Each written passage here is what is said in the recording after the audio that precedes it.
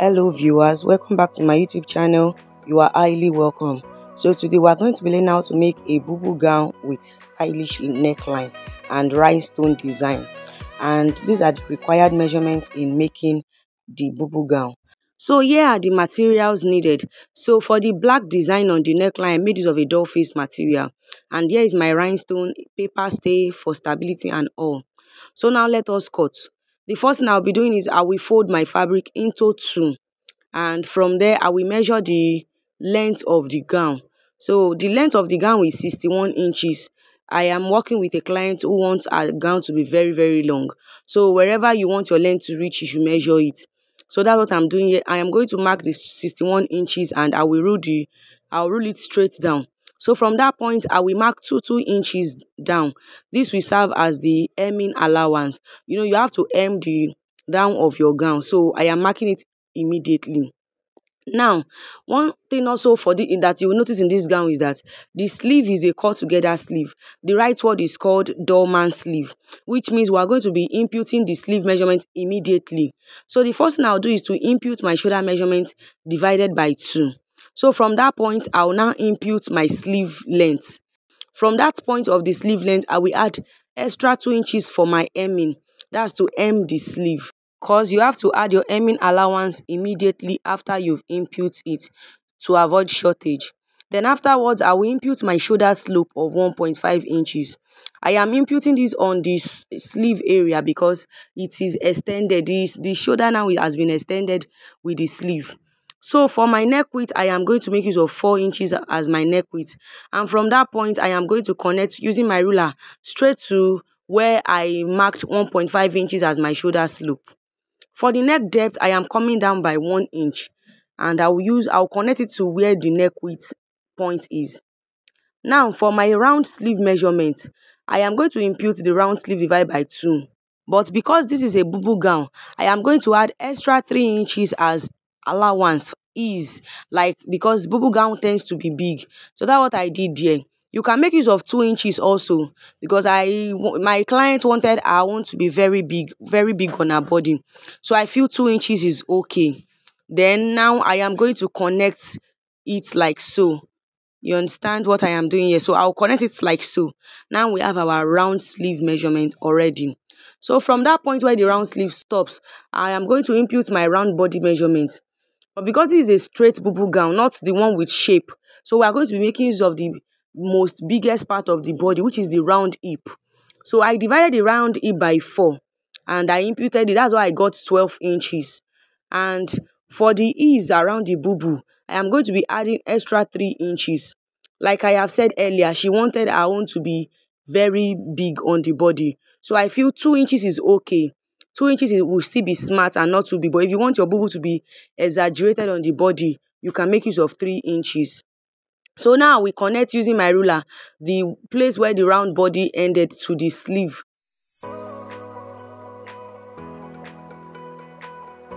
Then I will add my 1 inch sewing allowance. So immediately I added this sewing allowance on the round body area and on the round sleeve area, 1 each respectively. We are drafting directly on the fabric, so you must add it. So now the sum total of the round body, I'll start imputing it downwards, since it is just one round body measurement we're working with.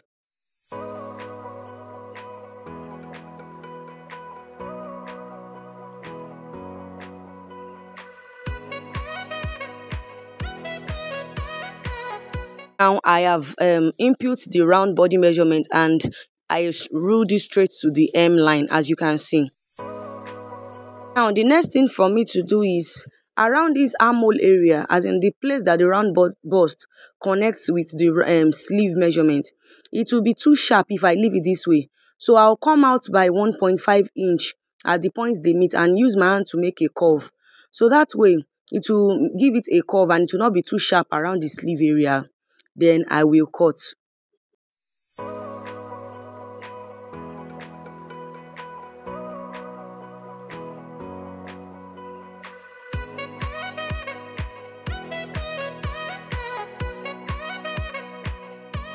So also I have to mark the 2 inches I marked earlier as my hemming allowance around the sleeve area, because I need to notch it. Notches helps to guide you when you are sewing, and you, especially if you've forgotten what you added as your hemming allowance. So after notching, I'll keep cutting the gown, and I will take my time to cut. Please always notch vital points. It saves you from stress of guessing what you've marked earlier. So now that I have notched it, the next thing for us to do is to input our pockets. Though we are not going to sew the pocket here, but we have to notch the point where the pocket will be located. And naturally, the pocket is always located at the waist area. And to get that, I'll need to input the half length. So I used my ruler to mark where the half length was located. And this is the point it was located. This point my hand was touching. So I started from the starting point of that shoulder, that tip that is at the starting point. I marked the half length, and that's why my finger is pointing there. And from that point where the half length is located, I will come down by 6 inches. It is that space where the hand can easily pass through, and I will notch it. So now I will place the back pattern on another fabric that has the same length with the back pattern, because we are trying to trace out the front pattern. So I will pin the back pattern to it, and I am going to be cutting through like so. The reason why we are doing this is because the only difference between the back pattern and the front pattern is the neckline. All you just need to do is to place the back pattern on another fabric to trace out your front pattern. And that's what I am doing here. And I'm also making sure that I mark every vital point that matters. So that's what I'm doing here. So please take your time, study it and cut. And also mark every important point that has been marked on the back pattern. When I get to the neckline, I'll use my chalk to mark where the neck width is on the back pattern. Then I will unpin the back pattern from the front pattern. So now, this is our front pattern, and every other thing has been cut. It's only the neckline we need to input. And what I'm going to do now is to mark 8 inches as my neck depth. It is a V neckline, so, and it is a bit deep. Though this 8 inches is not going to reveal anything. And I am going to connect it to the neck width, like so, using my free hand. Then, when I feel satisfied with what I've marked, I am going to cut it out.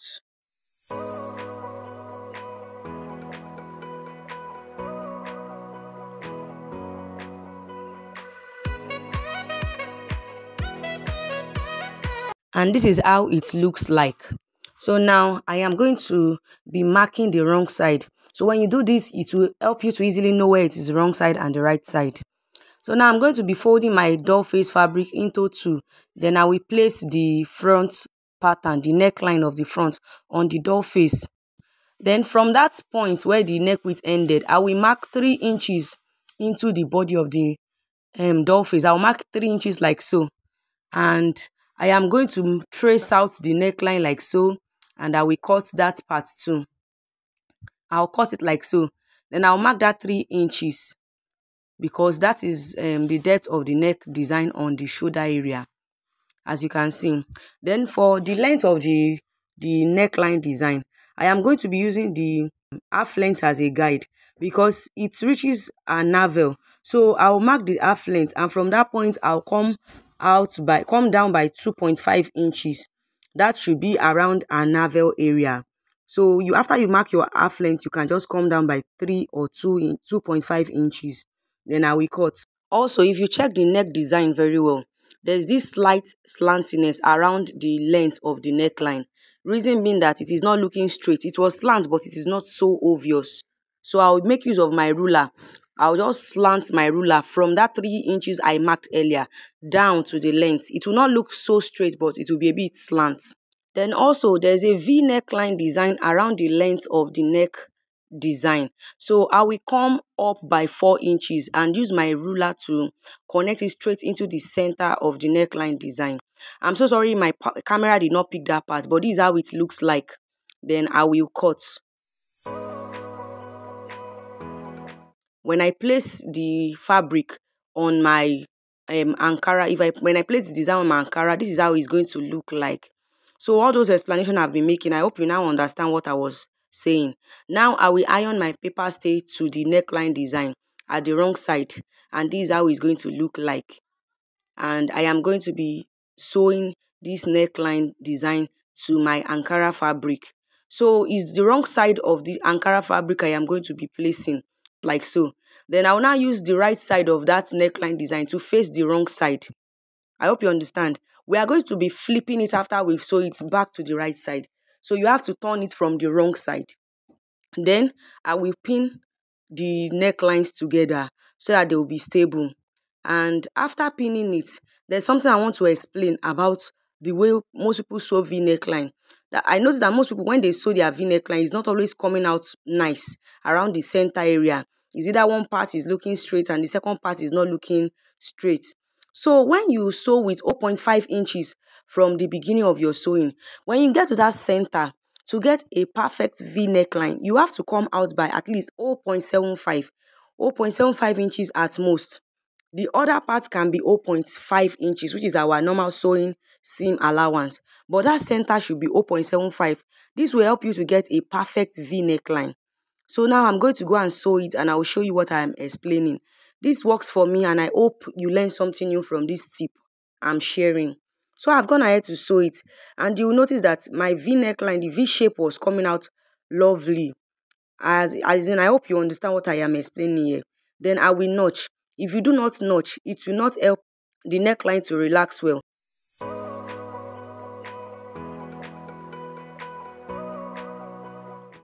So now I am going to go and top stitch.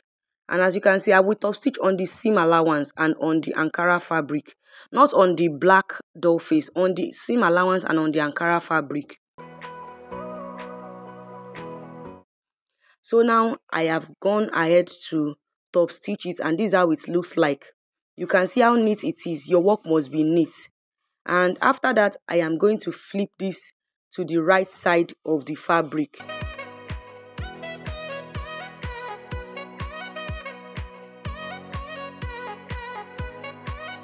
So I have flipped it to the right side. I have not ironed it yet and it's looking so beautiful already. So now I am going to pin the necklines. I'll use my pin to secure it because we are going to be sewing the neckline as we are going to be hemming it down with 1/2 inch. But to secure it, I need to pin it first. And after pinning it, I am going to be folding in 1/2 inch. Please, when you are trying to fold in your inch around the hem side of the neckline design, let it be neat. So I will hem it round with 1/2 inch. And here is how it looks like after I have gone ahead to go and fold it. Please, your stitch has to be neat because this place is going to be at the obvious part of the clothes. So please let it be neat.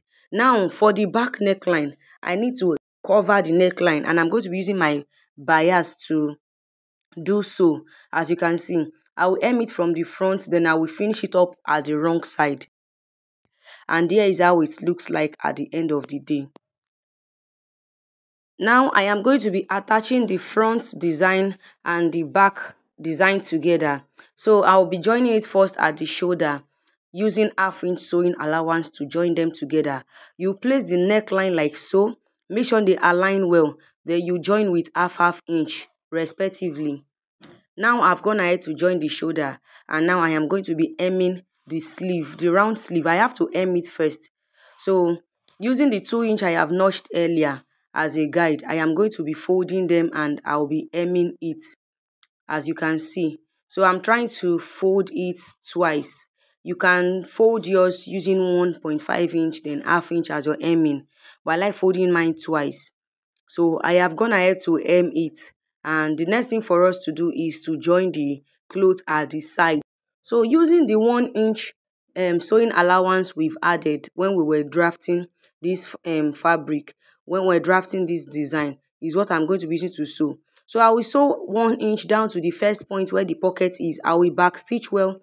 Then I will leave that place open and continue from where the notch, the second notch of the pocket is. So that's what I'll do. Then I'll sew down. So what we are just trying to explain is that you have to leave that place open because that's where the hand will pass through for the pocket. So I have gone ahead to hem it. And this armhole area, I will need to notch them open for ease around that part. So because that place is a curvy area, so you need to notch it so it can be easy for the design to flow well. So here it is. I have already joined the clothes together on the sides. And now the next thing for me to do is to hem the gown at the down part. And if you notice, there's a notch there. When I was drafting, I've already notched that part. So that's is the notch I'm going to work with now. It will be a guide for me to hem my gown. And I've already gone ahead to go and hem it. You can see how neat it is. So when you notch it, make your work easier. Also, when you have papers like this, like stickers of fabric on your clothes, use hot iron. Hot iron helps to remove paper. Now, the last thing for us to do is to fix our pocket. And the length of the pocket I'll be working with is 9 inches, while the width is 7 inches. This is a standard pocket and it is easy for any hand to pass through. Also, I'll be using my free hand to create a curve. Your pocket should not be too sharp. It has to have this curvy effect. So that's just what I'm doing here.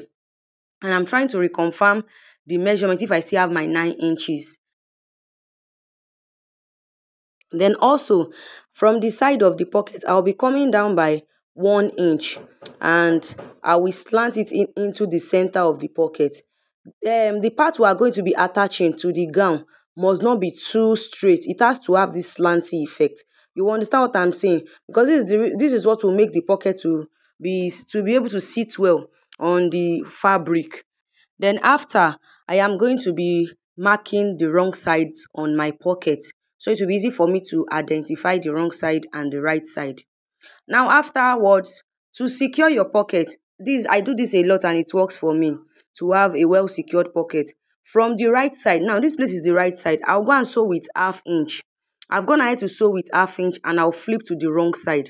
So this way it is like we sewing the pocket twice, the pocket bag twice, and it will help your pocket to be secure. Your belongings will not be able to lost. Most pockets, after sewing it for some time, they loosen, the thread loosen. But if you do this way, it will save your belongings from being misplaced. Then afterwards, we are going to be attaching the pocket to the clothes. So the part that looks much more longer will be facing the upper side of the cloth, while the part that looks slanty and shorter will be facing the down part of the cloth. If you do not get it, just use that curve as a direction. The place that the curve is the one that is facing the down part, while the place that does not have a curve that looks more straight is the one that faces the upper part that goes to the side of the sleeve. Then now I will pin the pocket to the tip of the sewing allowance on the fabric. Please don't let your pocket go inside. Just pin it to the tip of your sewing allowance. They will sit perfectly well like so. So pin it to the tip of your sewing allowance.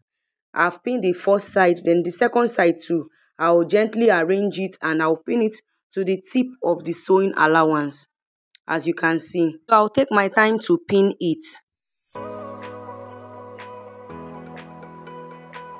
Then I'll go and sew with ½ inch sewing allowance. So I have attached the pocket and you can see how nice it looks like. It will come out very beautiful. When you dip your hand into it, it will flow well and there will be this convenience around it. Also, I have gone ahead to put rhinestone on the neckline design and you can see how beautiful it is. I will drop a link on how to put rhinestone using your iron on fabrics. So thank you so much for watching my video. See you in my next one. Bye.